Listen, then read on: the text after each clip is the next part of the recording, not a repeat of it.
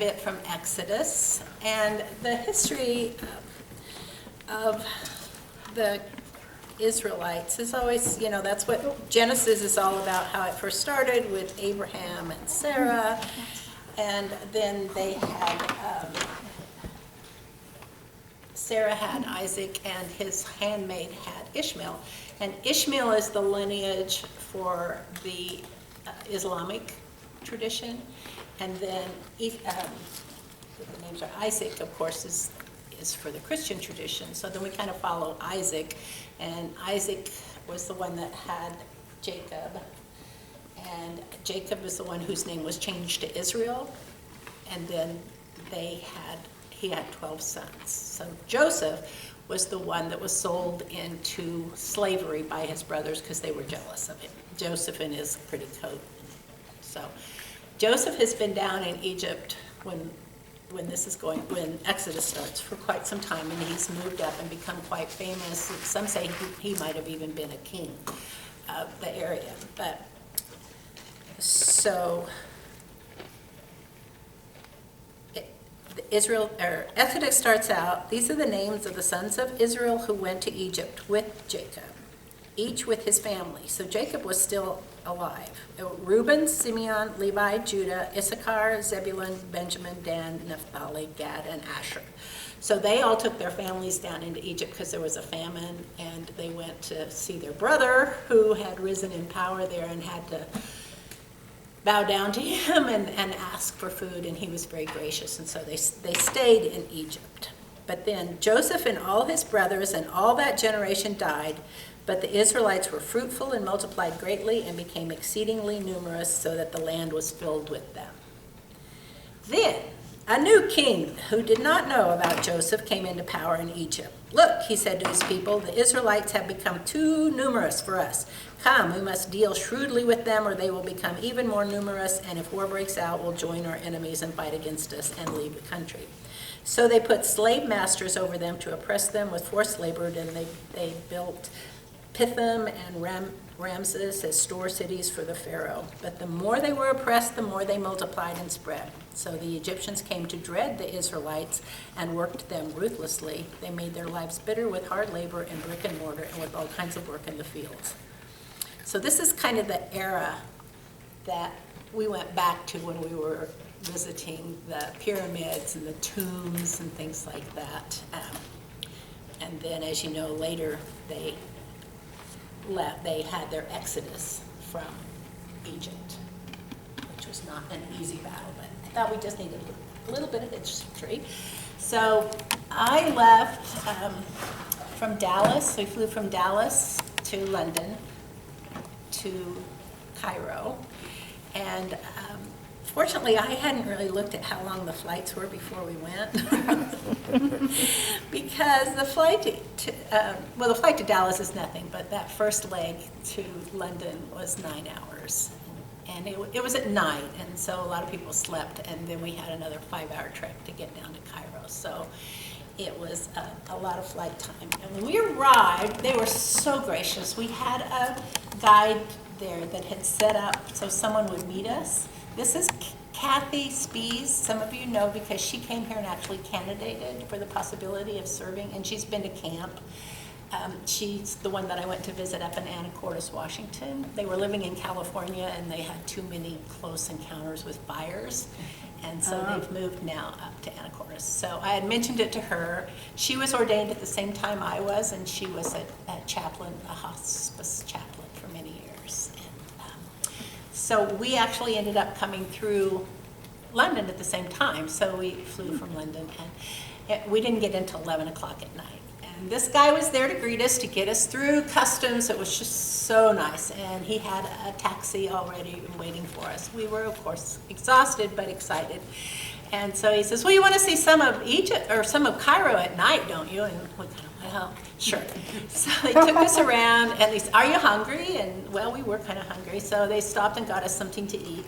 And we really didn't know what to order, so we said, just bring us something. And he brought us 2 sandwiches, and one was a falafel sandwich, which some of you are familiar with eating the falafel. It's just kind of a little round fried donut type thing, but it has chickpeas in Egypt. That's what they put in it there. Or no, they put fava beans. And the other one was a French fry sandwich.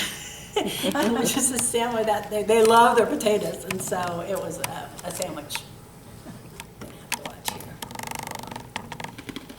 And this was the picture I took.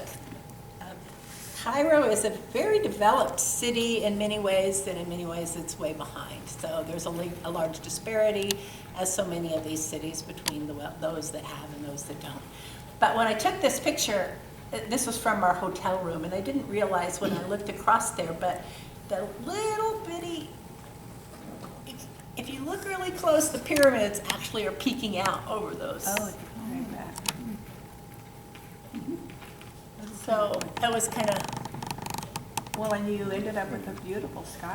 yeah, it was, it's really pretty. So, oops. Okay. I pushed the wrong button. I'm moving your cup here when the, Oh, thank you. Don't want red on our carpet? It used to be red. This was another picture. Blow? Pardon? Does the wind ever blow? Well, I have a story about the wind blowing coming up. Yes, it does, but not like Well, here. I would say the nighttime pictures are just, Yeah, Still. yeah. And there was, that's a bridge. There's a lot of traffic. And there's 10, what did I write? I looked at, Cairo has 10 million people living in it. And they have no stoplights, and the traffic is just crazy. So they have a lot of traffic circles, but it's just so. The next morning when I got up, I went out, and we each had a little balcony. Benita. Poor Joyce trying to follow me here. And I went out on the balcony. It was on the 19th floor, and I have these sunglasses that have magnets here, and they just kind of go on real easily. And the wind blew them off. Oh. And I watched them go. This was the swimming pool we were in really nice hotels, for the hotel that we were staying in, and they went right down here. And I could see them on this little ledge. Oh my goodness. But I didn't know. I thought, oh, they're gone. But I thought, I've got to try. So I went down and found one of the people that could speak pretty good English, and I told him what had happened. He said, well, let's go see if we can find them. So we went down there, quit touching these things the way I do, and they had blown off of there. They were no longer there. So I knew they were gone. So I just kind of, oh, well, thank you for looking. So it was probably 15 minutes to half an hour later, I had a knock on the door. And this was the gentleman that I had told about my problem. And he had this other gentleman with him, and he handed me my sunglasses. They were not scratched, they were not broken, they had fallen all this way, and then they had fallen off that ledge, and they had sent all of their security guards out to look for my sunglasses. I was so impressed. I don't think that would happen around here, but they were very gracious. And so I gave them each, I was feeling very generous, I gave them each 100 Egyptian pounds. And then I realized later that was only $3.50. Oh, But they were very happy with their 100, because I think for them it buys more than $3 we usually think of. But the exchange rate was 1 to 30. And it had just recently changed. It used to be 1 to 15. And so we were still in the era where you had a little benefit with food and stuff because it was based on the old. But they appreciated that I'd given them something. So Kathy and I, the next day, we went a day early before everybody else arrived so we could just kind of adjust. And we went out walking in the city, and it was, so that was one of the roundabouts that were just so crowded. And you can kind of see people trying to get around the traffic. You kind of walk out in traffic, and the traffic is kind of slow going anyway because it doesn't have any rhyme or reason to it. But and then we were walking around. I don't know if you can see these, but they had a book stand on the road, and it was English. And a lot of these, like the 7 Habits of Highly Effective People, and Adam Grant's Think Again, which is one, it's a new book that's out that I recently read. And next to that, and it just felt, oh, well, we're not in that foreign a country, but right next to it, there was another one, and it was all in Arabic. Like, okay, so we are in a foreign country. So Arabic is what they speak? Arabic is their state language, yeah. So this is a picture of the traffic. Is it moving? And trying to get across it. So what Kathy and I did is we would just kind of stand there like and wait for an Egyptian to come along and follow him across the traffic to get across. Well, what happened then is people would come up to us and say, oh, I want to help you across the road. And we're lovely, lovely. But these people also wanted us to go to their stores and buy their stuff. So the first guy that came, he was really nice, and we got in there, and he took us upstairs, and I thought, where are we going? Well, and they had all these little bottles of all this stuff. So my immediately was this some kind of alcohol or drugs or something, but the Arabs don't drink. So there wasn't alcohol around. He was a perfumery or something.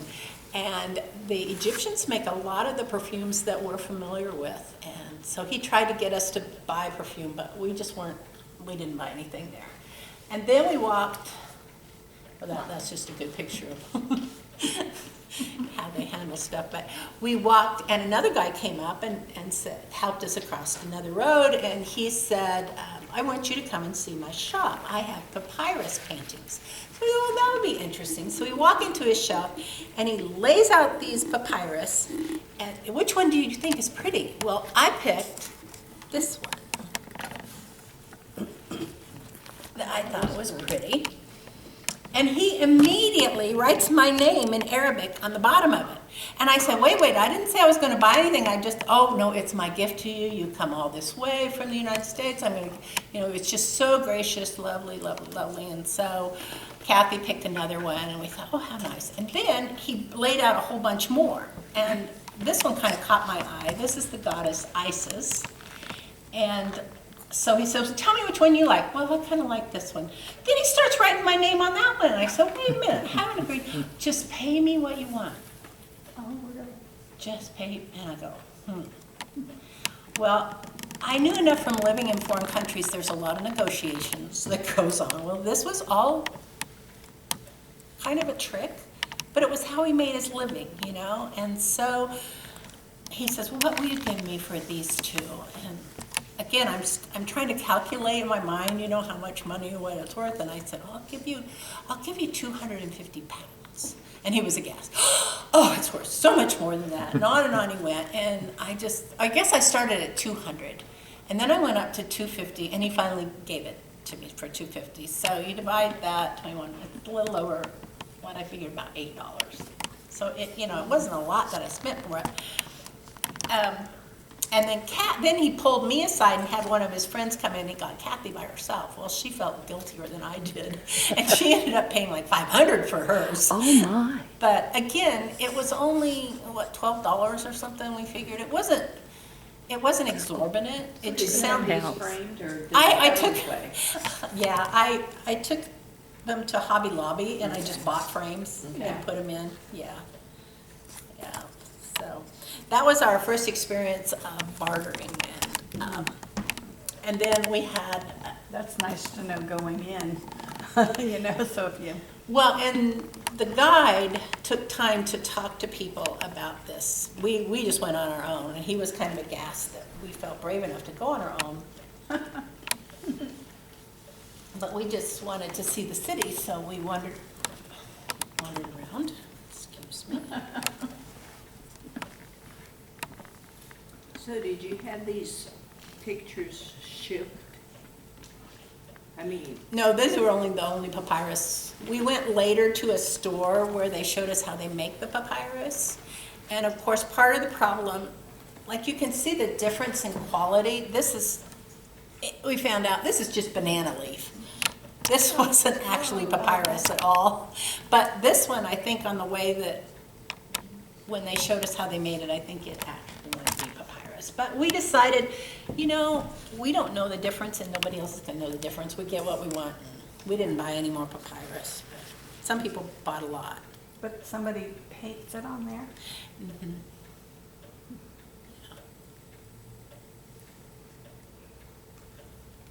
Keep losing, so, yeah. So this was a guy I was just amazed with all the stuff that he was carrying, and then,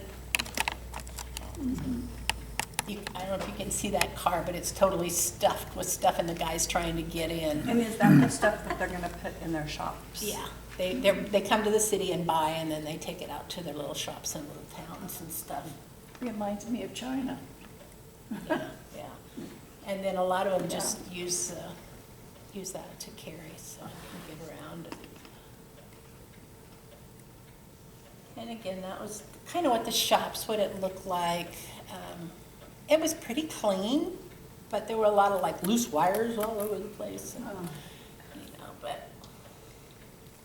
and a lot of the things they don't sell in shops, they just sell along the road as you're walking along the shops. There was everything that they use in their daily life. And then there were some that were would have food and. Was a lot of it geared to tourists? This area wasn't where we were walking.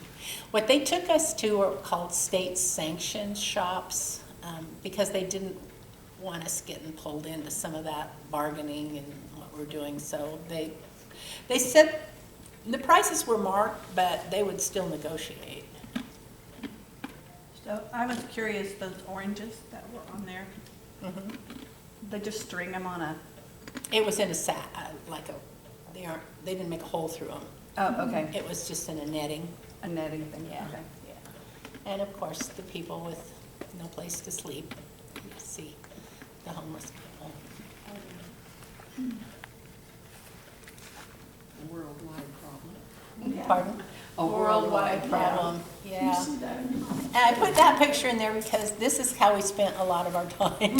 Just taking photos and looking up. So that's Kathy.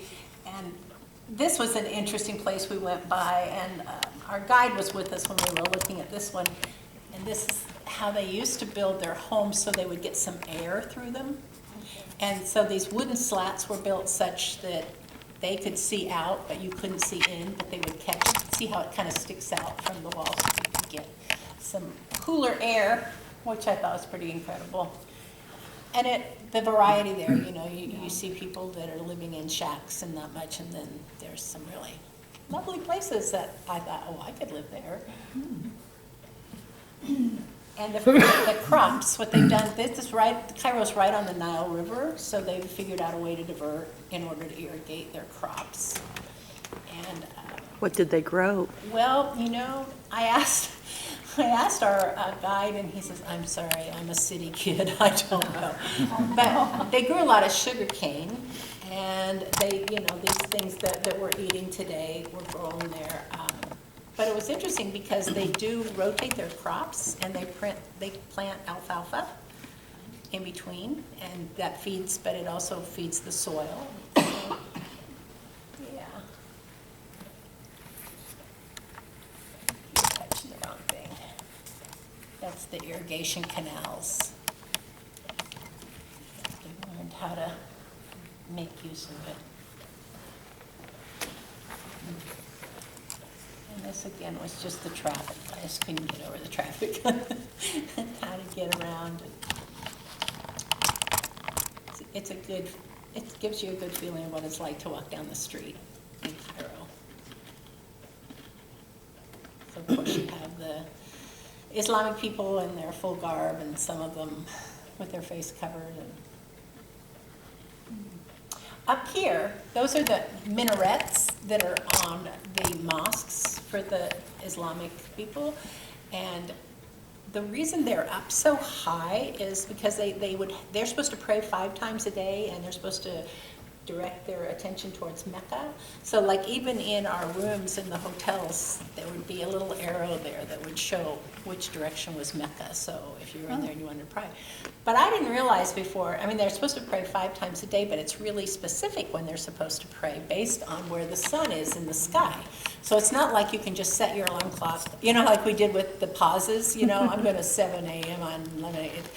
It varies based on the sun. And so in olden days, you had to climb up this tower, the priest, and holler out to people, it's time to pray, it's time. But even now, you'll hear them hollering to come to prayer. So could you hear them then? Uh-huh, Did yeah. you hear the Yeah, prayer? good. And that, we walked along the Nile, we were right next to it, and Was the Nile clean or not clean? some places it was pretty clean. It really wasn't bad. Those little canals, some of them had quite a bit of trash in them that they were using for irrigation, but it's not drinking water clean, but it wasn't trashy, you know. They worked to keep it.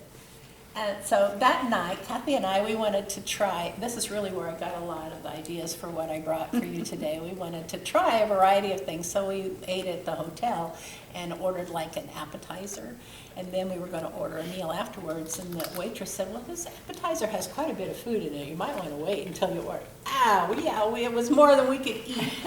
But the baba ganoush and tahini and, you know, the different things, they're all in those little bowls, and it was fun because we got to try everything. So this was our guide, Meyer Magdi.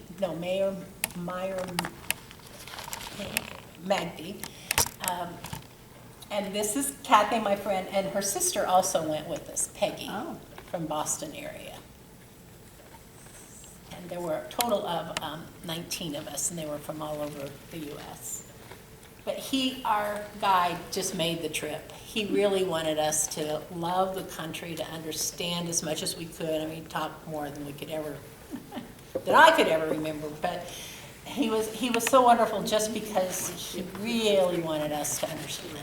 And if you want more food or anything, yeah, just get up and get it. We went to the Egyptian Museum first because he wanted to give us just kind of an explanation of some of the things we're going to see.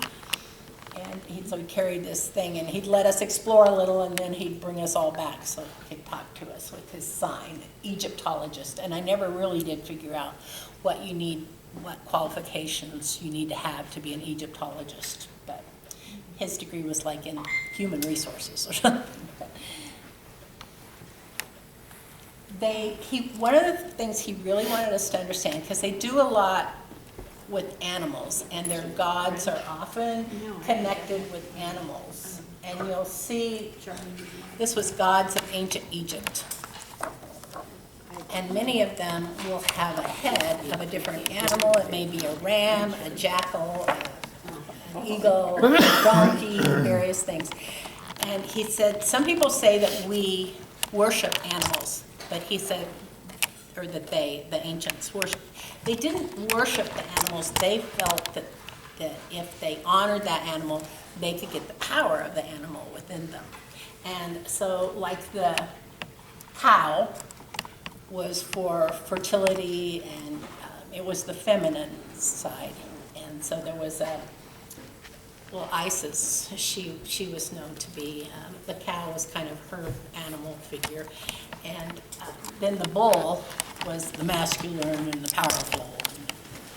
So he was showing us in the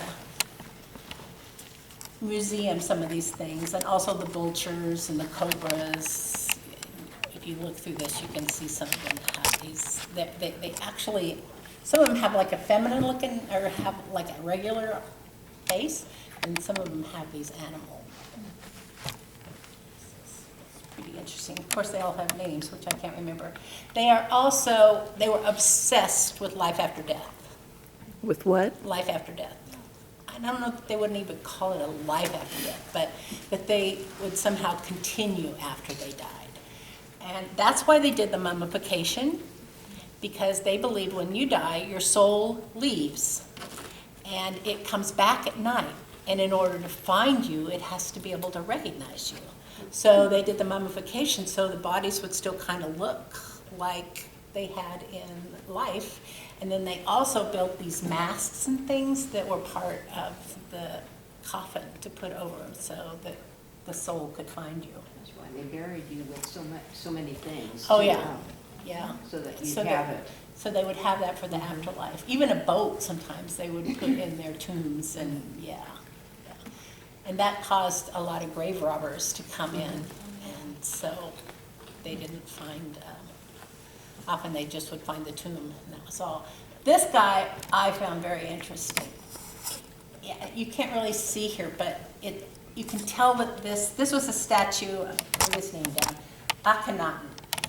And you can tell the statue had been broken and they tried to get rid of this guy because he was the king that wanted them to switch from all these different gods to a single deity. And what I found fascinating is I looked at the time frame when the Egyptians were there and like what we read about. This was about the same time that the children of Israel were in Egypt. And one of the things that was so different between the Israelites and the Egyptians is they worshiped one God. So this king tried to get them to switch. And it made people so mad that when he was no longer in power, they tried to erase him from history. So they broke almost all of his statues, and there was very little there. But they could find out about him because all these kings had a cartouche, which was their name in kind of a round thing like that, which you saw in King Tut's tomb. And it was the hieroglyphics that would have their name, and they would find it, but they go, but where's this man that they've tried to erase from history? And they finally figured out he was actually King Tutankhamun. King Tut is the one we know, his father. And when King Tut, he was only 9 or 11 when he became king, and so he was really influenced by his advisors, and his advisors tried to they said, no, we need to go back to we need all our gods. We can't just have one God. And so he listened to them, so that made the change back away from just one God. But the connection, I really think, in my mind, I think the Egyptians were affected by the Israelites being there and the thought of one God and seeing the power and all that was positive within their lives with the one God. So that was kind of interesting. The hieroglyphics, you see, I don't know how to make that not go away. There's the power button up there briefly. Yeah, then it just brings me back to this.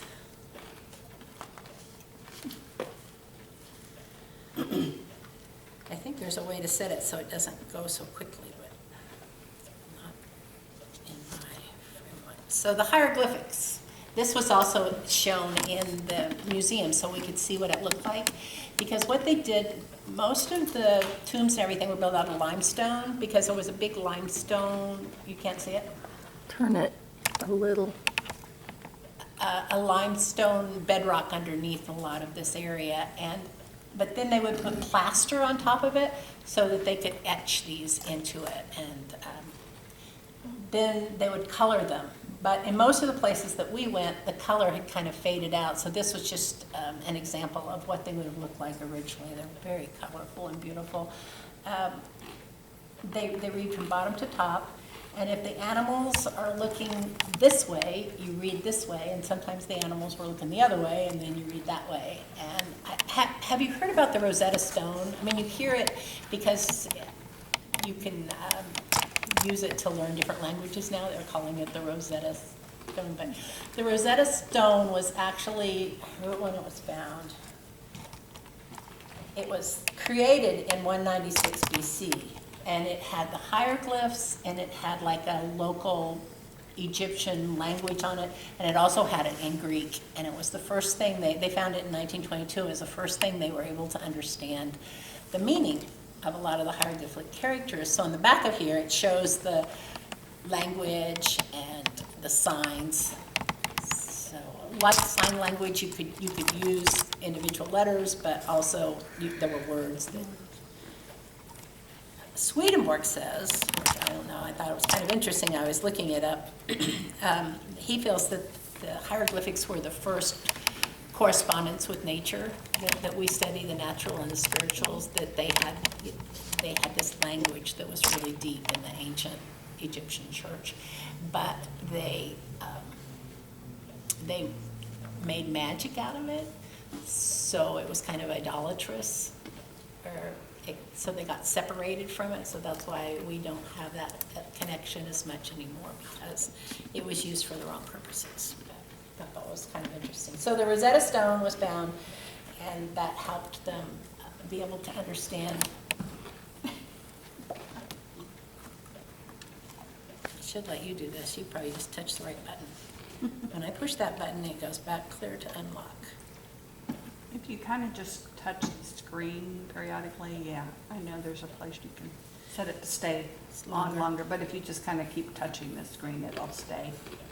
Oh, once I get back to it. These were just pictures of some of the things that were on different tombs and the masks that they would put on. That was so pretty. Were even the run-of-the-mill people mummified? Some of them were if they had enough money, but it was mostly the kings and the wealthy and the royal people that were. That was a picture, that's an image of the beds that they used. And they said they especially used this for sick people because you need either your head elevated or they found that it helped having your head elevated. And they wore a mat so that the air would go through it. And interesting. And that was just an example of some of the things that they found in the tombs. They're, like Benita said, they would put food, they would put things that were special to the person, even their animals sometimes were mummified and buried to help them in the afterlife. Okay, here is the story of the scarab.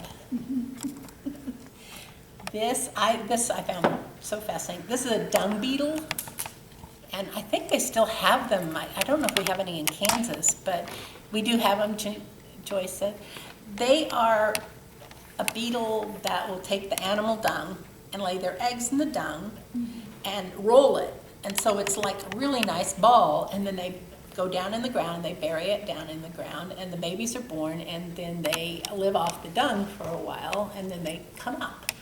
Well, the Egyptians noticed this with these beetles, so they decided they were like reincarnating. I mean, they had figured out eternal life because they'd go into the ground and then they would come back renewed and young. So these scarabs or dung beetles, they would bury with the people. So we saw a lot of that. It was kind of fascinating how they would use these beetles. They had a lot of like magical believing. This is two of a king and his queen. Most of the statues that the kings had, they might be sitting like this, and then there'd just be a little bitty queen beside him.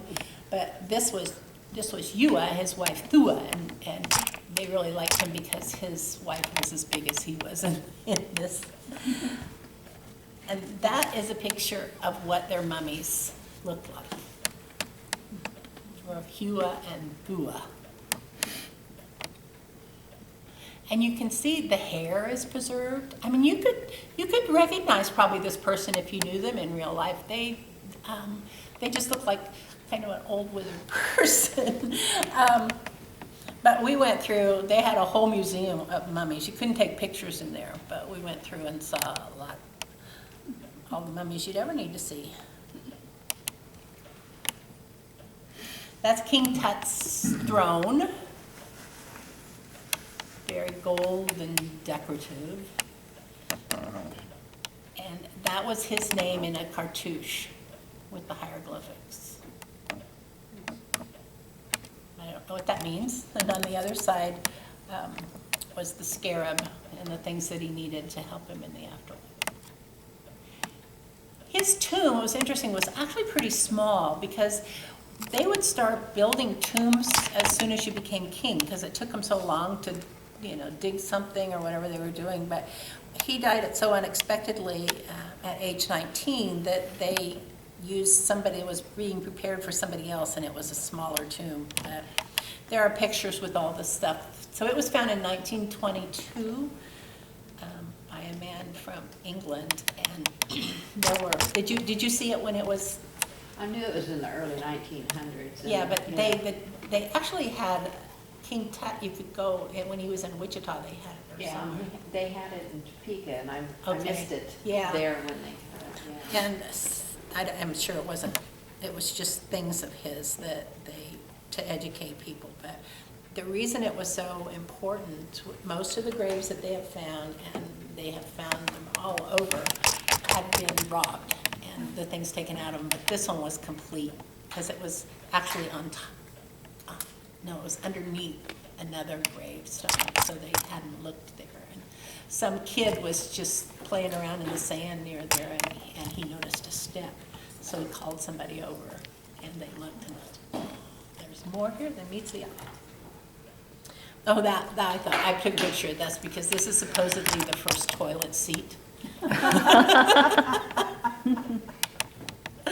Yeah.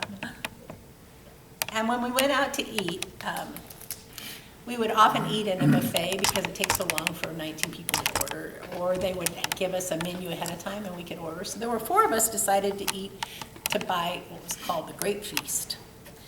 And so this is the lady from the Chicago area that put this all together. And this is how I found about it, because my friend from Peace Corps days had taught with her at the school systems there, and she'd been to Egypt the year before, and she just happened to put it on Facebook, and I said, whoa, I want to go. And then this is Kathy, but this, it was enough food for 12 people. It said it was supposed to be. Is there a power button on here? Oh, on the side, on your right side. Is this stuff here? or- Yeah. Because it's nothing I. No, further back, further back. Further back.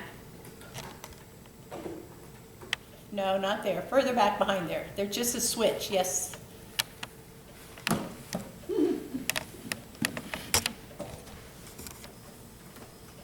I hurt my knee when I was getting out the boat. And no, Oh, okay. I know if I got up, you'd find it. Just here. And then you have to open it back out. Well, you have to open it up and turn it on, so that's good. Is it on there?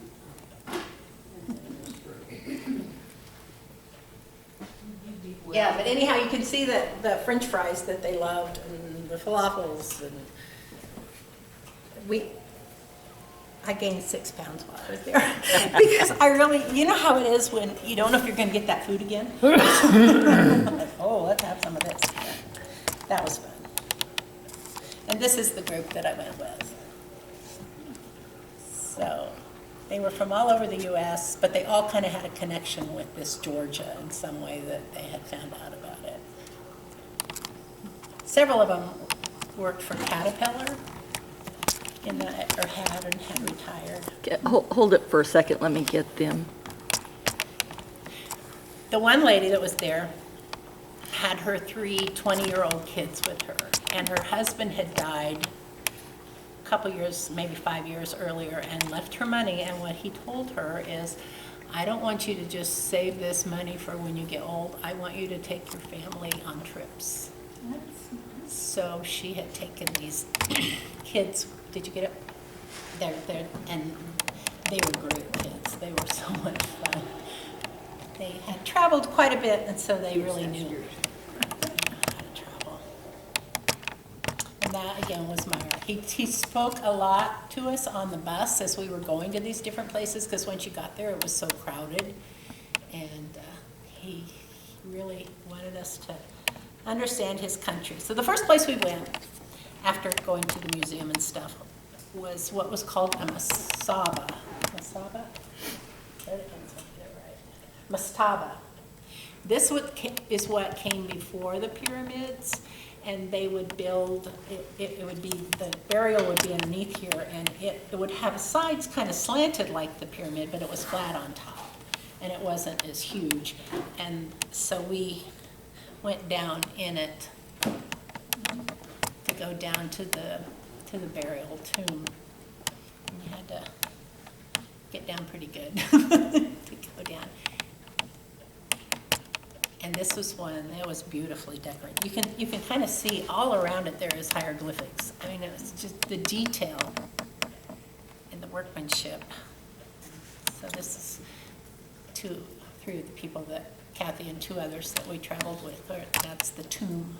It's called the sarcophagus, which is That is really tall. I mean, do you think Yeah. it's smaller? well, within that sarcophagus, there's several layers. So before you get to the coffin, there Yeah. was always several things that protected it. But that again is the hieroglyphics. I was just fascinated by these. And the So work that did they you would- have someone tell you what each one meant? Well, this tells a little bit, but no, they didn't. This has the alphabet and then it has some of the characters, but like, you saw a lot of owls and I was curious what they meant. And a lot of birds. The snail, like, you know, the snake-like one with the little ear thingies on it. Yeah. Yeah. And inside each tomb would be what was called the lost door. And this was in every one of their tombs, and it's where the soul would leave and then come back. But there's no door really. A false door, that's what they called it, not the lost, a false door. And their families would come and bring food and stuff after the person died, so they would have when they came back from their journey in the afterlife. This was interesting too. They said that they really honored dwarfs. I don't know if you can see, but there's a couple little dwarfs because they could get in spaces that nobody else could to do a lot of the work. So if you were born a dwarf, you had a good life ahead of you. And then that was the coming out of the tomb. So if the families were bringing back stuff or something to that all store, evidently they weren't sealed then, the tombs, No, you could get in and out of them. at that Yeah, time, the yeah, families. yeah. I don't know when they started sealing them Yeah. because they were trying to keep grave robbers away, but these were built first. So this was in the area of Saqqara, You think you'll step on it? which this talks all about, that area. The next, and they had so much that they believed you had to do in order to get into the afterlife. Like, these are all the judges, and you had to go in front of all the judges, and some of them you had to play a certain kind of game with them and win, or some of them you had to know that right answer for, yeah, it was, Jane, hold that one up. Yeah. So I'm curious why they wanted to come back. because they didn't want to die. They didn't want the end of their life here on earth to be the end. That must have been the rich people. Well, the pharaohs and the kings, and, Right. yeah, but it was also, everyone went through this. And even if you weren't buried in one of these big tombs, they still wanted to have an afterlife. They didn't want this world to be all there was.